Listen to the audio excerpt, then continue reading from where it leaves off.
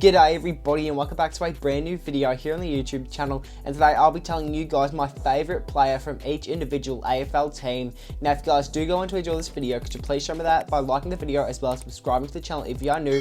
Enough wasting your time, let's get straight into it. We will be going in alphabetical order, so first up is the Adelaide Crows and my favourite player is Josh Rachele. He's 21 years of age and wears the number 8 for the pride of South Australia. He plays a small forward role for the Adelaide Crows, who kicked 30 goals this year and kicked 70 goals in his career. And for reference, this is my favourite goal that he kicked in 2024. Sweet Murphy, good handball. Rachele, clear, open, and punishes them.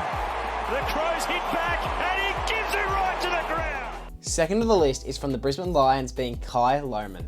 Like Josh Rachele, Kai Lohmann is 21 years of age and he is also a small forward. He's been playing in this competition for 3 years now and has kicked a total of 37 goals in his career and 36 in 2024. And he also won his first premiership of his career this year against the Sydney Swans, where he kicked 4 goals in total. Next up is Charlie Curnow from the Carlton Blues. Charlie Curnow was a 2-time Coleman Medal winner, with him kicking 281 goals in his career and 57 goals in 2024. He made his debut in 2016 but didn't really make an impact on his side until 2018, where he kicked 34 goals. Which is nothing compared to his 2023 season, where he kicked 81 goals, being his career best season. Curnow has still got plenty more years left in him, as he is only 27 years of age. Next up is from the Collingwood Magpies, being Isaac Quaynor. Collingwood is obviously the team that I do support in the AFL, and in fact that's Isaac Quaynor in that photo back there. Going into the season, people had high hopes for Isaac Quaynor, as he does play a defensive role for the Collingwood Magpies and had an outstanding season in 2023. And although he didn't live up to everyone's expectations, he still had some great moments. For example, this one against Brisbane. Drives it forward, Moore's in best position, Danaher arrives late, trying to get free and get it. Next up is from Essendon, being Sam Draper. This is a bit more of a controversial player, especially if you go for the Adelaide Crows. Oh my god, bro. Oh, hell no. And despite him not having a great 2024 season, he still has had some great moments in his career. For example, this Goal of the Year nomination back in 2022. Great spot with an easy run home, really, compared to many of the other contenders. Draper wants to put an end to all this. Hands it over to Guelphy. Draper wants it back. The brush off, runs in his face, outside of the boot. Or even that great mark that he took on his debut. I'll get you in a second, look on that. Oh yes!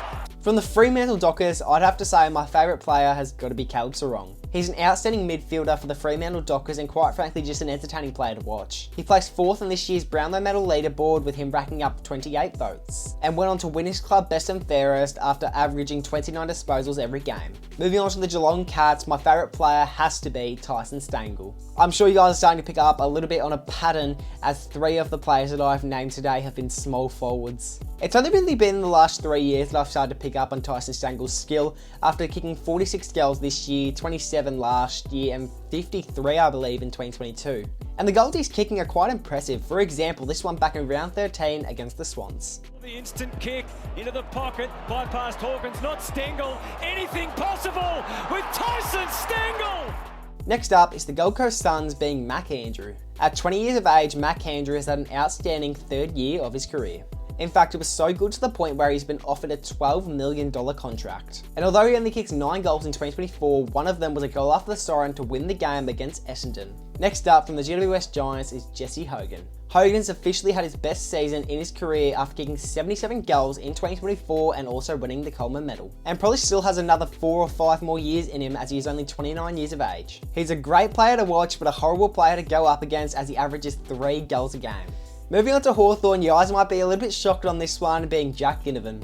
This is probably not the player you guys were expecting, as I am a Collingwood supporter, but he's just such an entertaining character on the field, as well as an entertaining character off the field.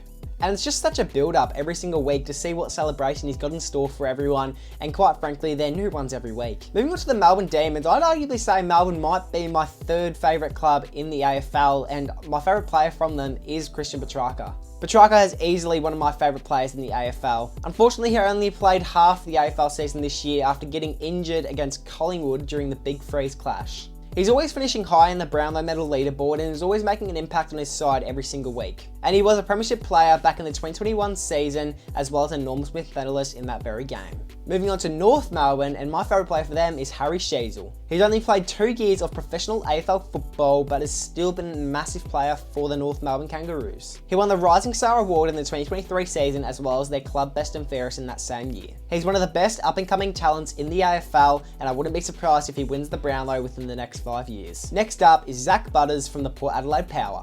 Both Butters and Connor Rozee are my favourite players from Port Adelaide, but I think Zach Butters just takes the cake. Butters finished 3rd in this year's AFL Brownlow medal, with him racking up 29 votes.